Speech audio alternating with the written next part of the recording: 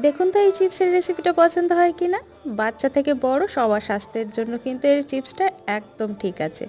তো এখানে আমি কলার চিপস তৈরি করে নিয়েছি। তো কাঁচকলা নিয়েছি, আপনারা চাইলে অন্য যে কোনো কলা নিতে পারেন। এবার কলাগুলোর খোসা ভালো করে ছাড়িয়ে ধুয়ে মুছে নিতে হবে, যাতে এতে জল না থাকে।